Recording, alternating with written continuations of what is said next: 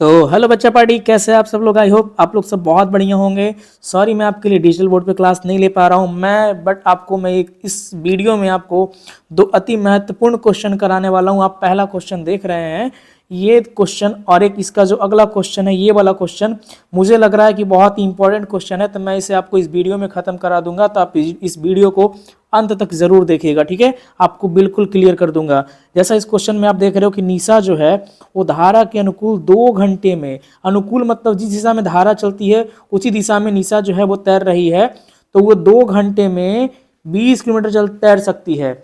और धारा के प्रतिकूल यानी धारा अगर ऐसे बह रही है तो उसके उल्टा दिशा में ये 2 घंटे में सिर्फ 4 ही किलोमीटर चलती है, क्योंकि धारा जो है उसको क्या कर रहा होगा, रोक रहा होगा तैरने में, है कि नहीं।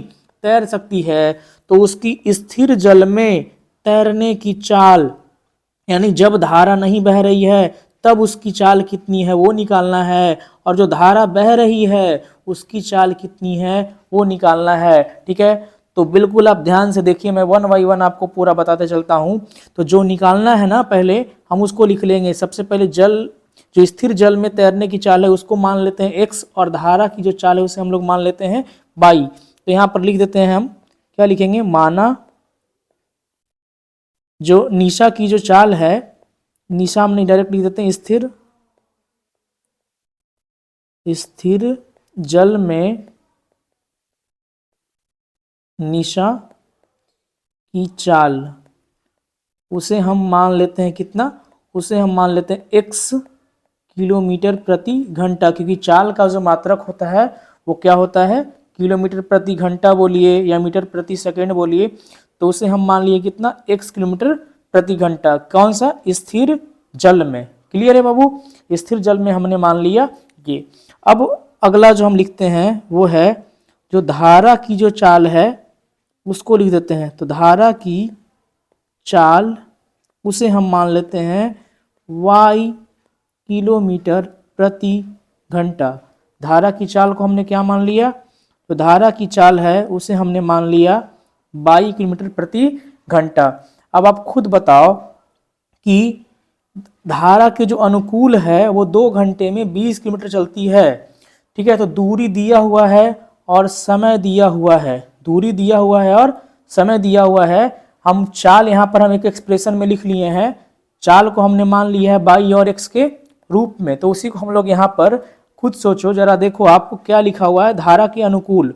तो जब धारा के अनुकूल चाल की बात करेंगे, यहाँ पर अगर हम लिखें, यहाँ पर अगर हम लिखें धारा के अनुकूल, अनुकूल मतलब जिस दिशा में धारा बह रही है उसी दिशा में, है कि नहीं।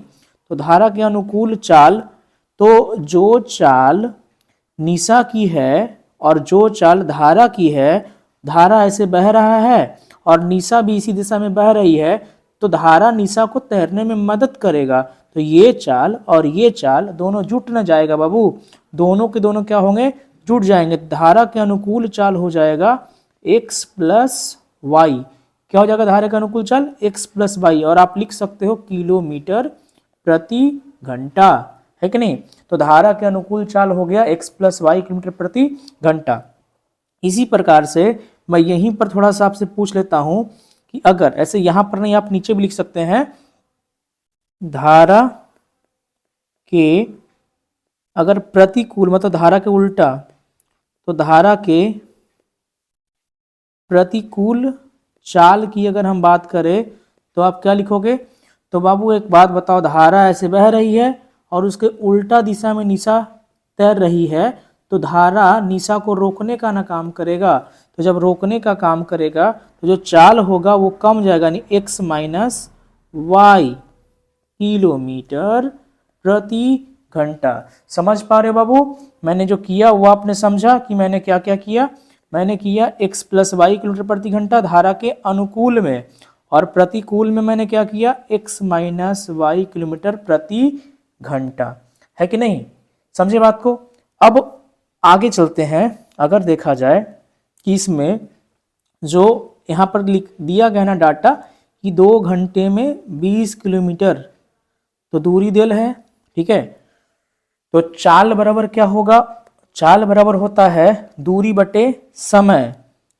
तो उस अनुसार से अगर लिखना है तो अगर हम लिखें चाल गुने समय लिखें तो हो जाएगा दूरी के बराबर। खुद सोचो, चाल बराबर हम क्या बोल रहे हैं, चाल बराबर दूरी और बटा में रहता है समय, तो उस समय को हम इधर ले आ गए, तो चाल गुने समय बराबर दूरी। इसे हम अलग आपको हाईलाइट करके लिख देते हैं कि चूंकि चाल गुने समय बराबर क्या होता है, हम इसका इस्तेमाल किए हैं, चाल गुने समय बराबर क्या होता है, दूरी। तो चाल गुने समय बराबर दूरी होता है और इसका हमने इस्तेमाल किया है। उस हिसाब से अगर हम लिखें इस वाले पॉइंट को तो क्या लिखेंगे, चाल है धारा के अनुकूल x प्लस वाई और समय कितना है, तो समय है 2 घंटा, तो गुने में 2 और बराबर कितना, तो बराबर चला गया कितना 20 किलोमीटर, तो बराबर कितना हो जाएगा 20। ठीक है, ये समीकरण बन गया।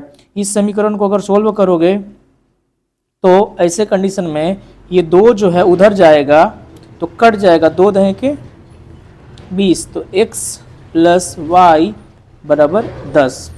इसे आप मान लो समीकरण नंबर 1। ठीक है, अब अगला जो हमारा यहाँ पे दिया हुआ है कि धारा के प्रतिकूल वो भी 2 घंटा, तो 2 घंटा में सिर्फ कितना किलोमीटर है, 4 किलोमीटर।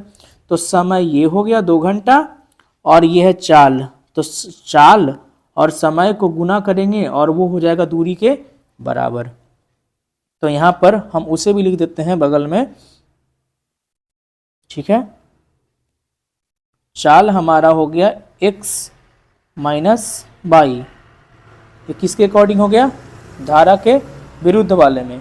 ये जो लिखा हुआ है ये है धारा के अनुकूल, ये धारा के अनुकूल वाला है। ठीक है, और ये धारा के प्रतिकूल वाला है, लिख लेना धारा के प्रतिकूल। ठीक है, मैं थोड़ा सा लिखना भूल गया, तो धारा के प्रतिकूल वाले में।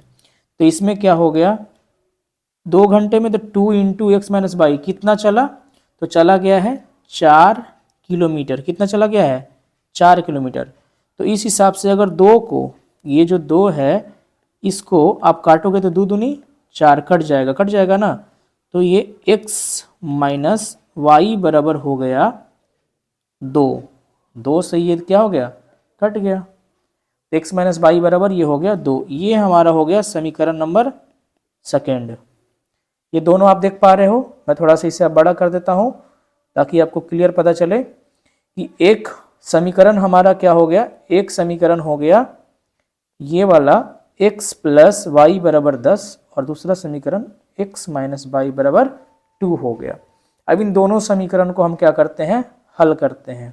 ठीक है, इन दोनों समीकरणों को एक साथ हल करते हैं। तो इसमें आप देखो कि यहाँ y प्लस में है और यहाँ y माइनस में है, सीधा दोनों को जोड़ दोगे काम बन जाएगा। ठीक है, तो दोनों को जोड़ोगे, समीकरण 1 तथा 2 को जोड़ने पर जोड़ दो। तो जब समीकरण 1 और 2 को जोड़ोगे तो x प्लस वाई और अगला है x minus Y, left side मैंने जोड़ दिया, राइट साइड में क्या है 10 प्लस 2। मैंने कैसे जोड़ा ज़रा ध्यान देना, इसका लेफ्ट तो इसका लेफ्ट, इसको मैंने यहाँ पे जोड़ दिया। ठीक है, और इसका राइट तो ये राइट, मैंने दोनों को क्या कर दिया, जोड़ दिया। ऐसे आप कर सकते हो, नहीं तो आप नीचे भी लिख सकते थे। ठीक है, तो ऐसे कंडीशन में क्या होगा, देखो ये बाई से ये बाई कट गया, तो क्या आ गया, यहाँ पर 2x बराबर 12। अब इसे मैं थोड़ा आगे सोल्व करता हूँ। ठीक है, तो x बराबर कितना आ जाएगा 12/2, मतलब x बराबर आ गया 6। x बराबर कितना आ गया 6, और x को हमने क्या माना था, x को हमने माना था,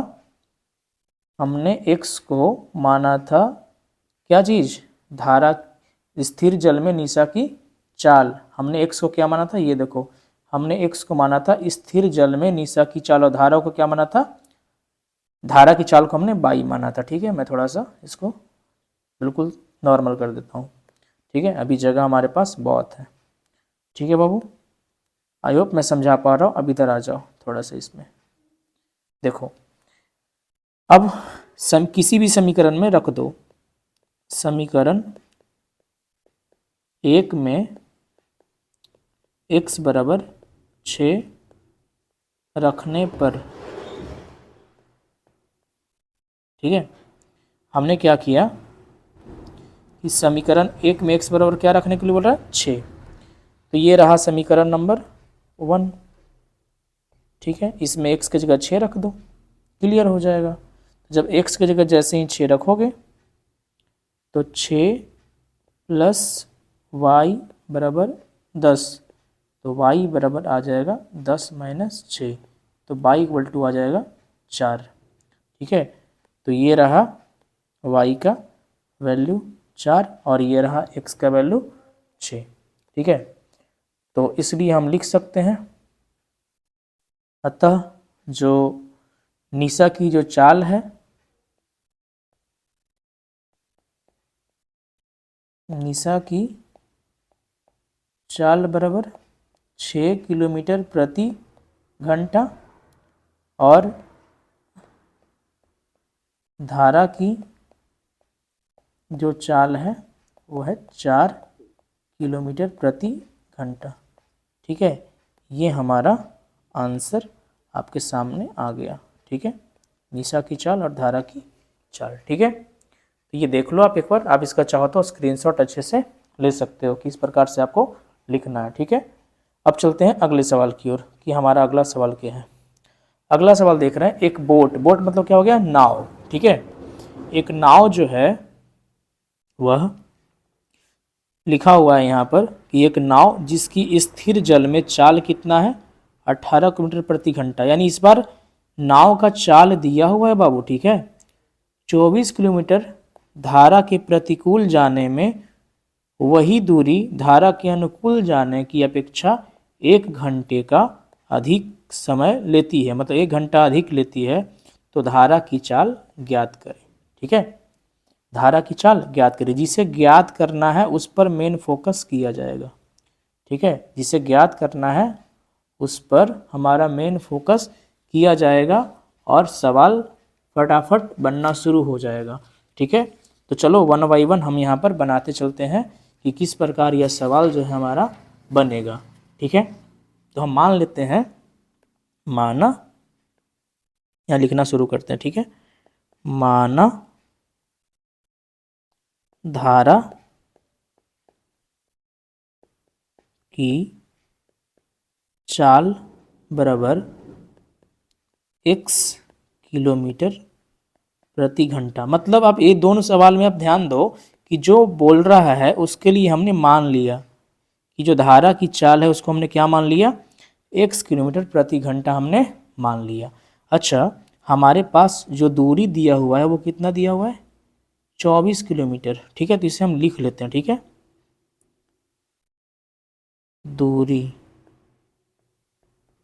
दूरी बराबर 24 किलोमीटर ये दिया हुआ है।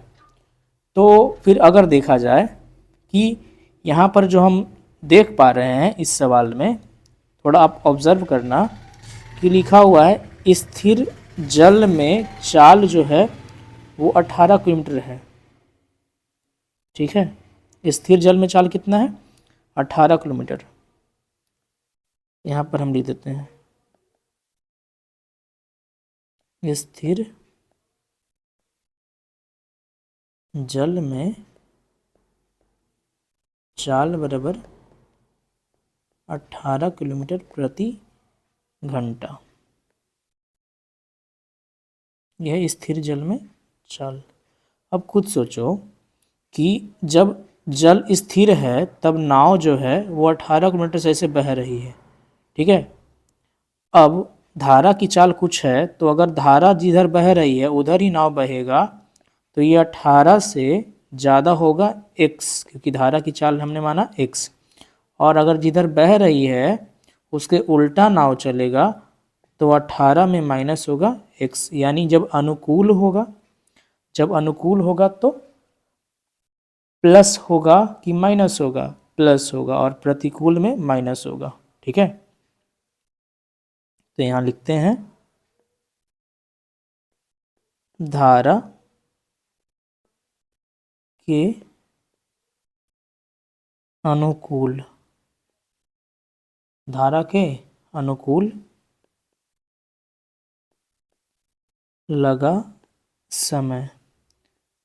अब समय जो होता है वो दूरी बटे चाल होता है, तो दूरी तो है 24 दिया हुआ, 24, और चाल धारा के अनुकूल में क्या होगा, जब धारा के अनुकूल चलेगा तो 18 तो है ये था, अब प्लस साथ में धारा x, तो 18 प्लस क्या हो जाएगा, x हो जाएगा।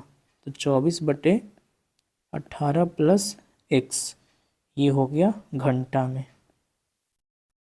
ठीक है, समझे बात को। और सेम यही चीज़ को हम लिख सकते हैं, धारा के अगर प्रतिकूल लगा समय, तो चला तो है उतना ही दूरी 24, बटे में क्या हो जाएगा, अगर प्रतिकूल चल रहा है तो ये जो चाल है 18, उसमें से माइनस हो जाएगा x चाल, तो बटे में हो जाएगा 18 माइनस x, ये भी घंटा। क्लियर बाबू यहाँ तक। अब जो सवाल है उस पर फोकस करो कि जब प्रतिकूल चलता है तो वही दूरी धारा के अनुकूल जाने की अपेक्षा 1 घंटा अधिक लग जाता है। यह अनुकूल, अनुकूल जाएगा तो कम समय लगेगा, और जब प्रतिकूल जाएगा तो ज़्यादा समय लगेगा, यानी ये जो टाइम है इस टाइम से 1 घंटा ज़्यादा है। ये वाला टाइम 18 माइनस एक्स वाला जो दिख रहा है ना, ये वाला टाइम जो है इस वाले समय से, ऊपर वाले समय से 1 घंटा ज़्यादा है। मतलब ये वाला में से अगर इस वाले को माइनस कर दो यहाँ पर, तो बराबर कितना होगा, 1 होगा। ठीक है, बस वही यहाँ पर हम लिखेंगे। ठीक है, प्रश्नानुसार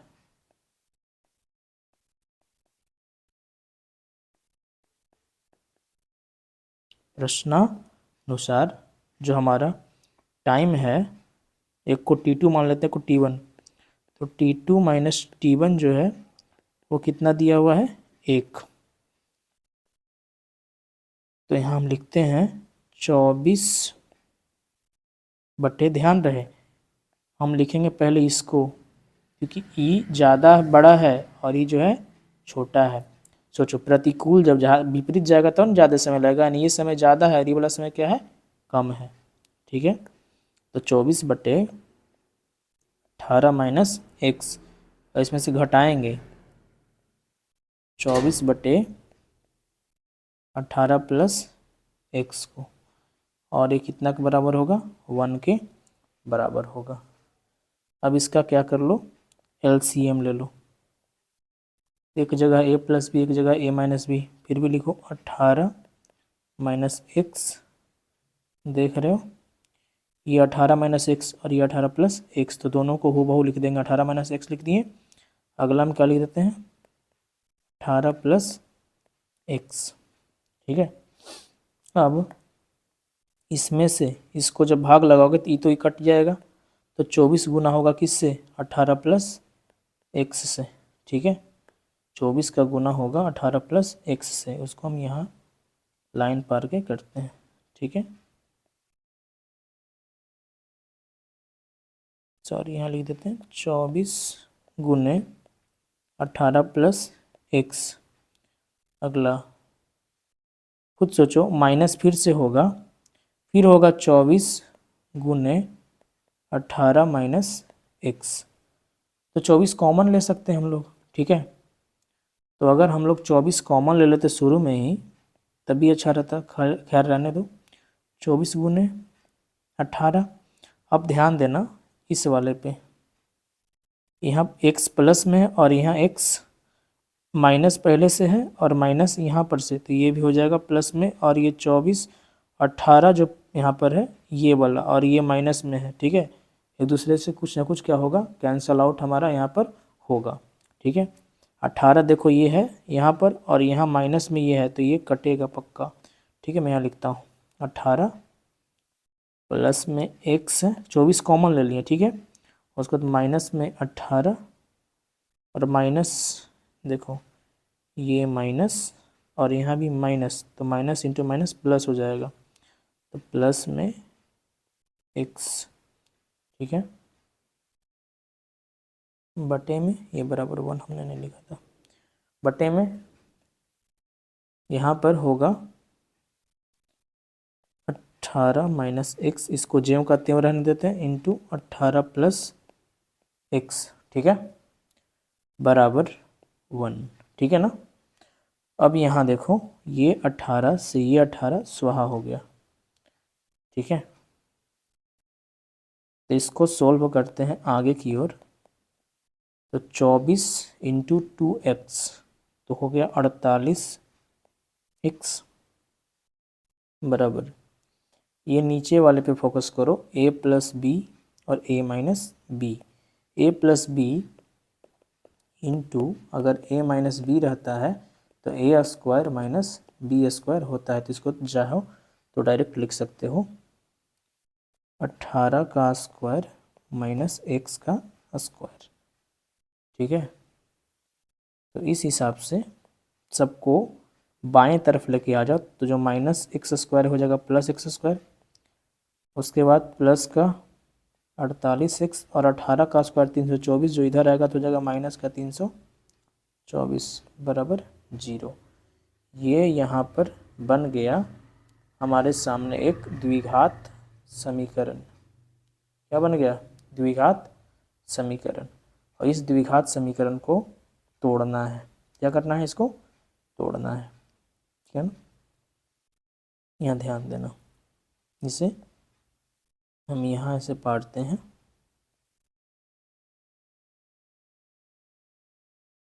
ठीक है, और ज़्यादा टाइम नहीं लगेगा, इसको अब क्या करना है, तोड़ना है। तो 324 को जब तोड़ोगे ना, तो आई थिंक क्या होगा, यहाँ पर पहले मैं लिखता हूँ x का स्क्वायर प्लस का कितना है 48x और माइनस 324 बराबर 0। ठीक है, और 324 को तोड़ोगे तो इसको आप एक बार चेक कर लेना, शायद 56 में और 6 में, 56 में से 6, 56 6 को पहले गुना करो, ये कैसे आ रहा है, 324 को जब ये अभी हम लोग किए थे ना, तो 18 और 18 में था। ठीक है, 18 को और किए 3 में और 6 में, और गुना 18 रहने दिए, तो 18 ये हो गया 18 का 18, 18 दूनी 36, 18 तिहाई 54, ये 54 में और यहाँ पर हो जाएगा 6 में, सॉरी 54 और 6 होगा, कितना होगा 54 और 6, इसको हम थोड़ा सा इरेज करते हैं, 54 और 6 होगा, 56 6 नहीं होगा, क्या होगा 54 और 6, ये डिलीट नहीं हो रहा है। तो x का स्क्वायर प्लस का 54x माइनस का 6x माइनस का 324 बराबर 0। ठीक है, तो इन दोनों में कॉमन लो, और उसी प्रकार इन दोनों में कॉमन लो। ठीक है, तो इन दोनों में कॉमन लोगे तो x बचेगा यहाँ पर, और प्लस यहाँ 54 बचेगा, क्योंकि x ने तो कॉमन ले लिया, यहाँ भी x था और यहाँ भी x था, तो कॉमन ले लिए। यहाँ क्या होगा कि यहाँ 6 है और यहाँ भी 6 अभी हम लोग किए थे, तो माइनस का 6 कॉमन लेंगे तो बचेगा x और प्लस का 54 बराबर 0। तो x माइनस 6, यहाँ x और यहाँ माइनस 6, ये यहाँ लिखा गया। अब आगे यहाँ लिखा हुआ x माइनस 54 वो लिखा जाएगा x माइनस 54।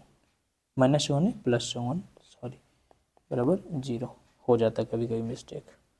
ठीक है, तो ये यहाँ आ गया। ठीक है, अब बस सिंपल है, आपको क्या कर देना है, x माइनस 6 बराबर 0 यानी x इक्वल टू 6 और यहीं पर x प्लस 54 इक्वल टू 0 यानी x इक्वल टू माइनस का 54।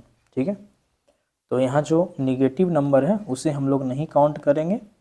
x इक्वल टू 6 किलोमीटर प्रति घंटा यानी जो हमने शुरू में माना था धारा की जो चाल, ये जो हमने माना था शुरू में, वही यहाँ पर हमने आंसर निकाल के लेके आ गया। कितना, x किलोमीटर प्रति घंटा।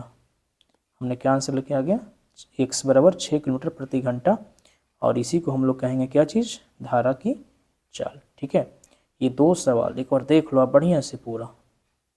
ठीक है, किस प्रकार सोल्व हुआ है, ये आपके दीर्घ उत्तरीय में रहने के चांसेस है। ठीक है, तो अब ध्यान रखना है कि ये सवाल और एक ये सवाल। ठीक है, आई होप आपको समझ में आया होगा। इसी प्रकार के वीडियोस को मैं लेकर आता रहूँगा। अगर आपको वीडियो अच्छा लगा तो आप चैनल को ज़रूर सब्सक्राइब कर लीजिएगा। ठीक है, मिलेंगे अगले वीडियोज़ में, तब तक के लिए धन्यवाद और मैं जल्द ही डिजिटल बोर्ड पे भी क्लास लूँगा।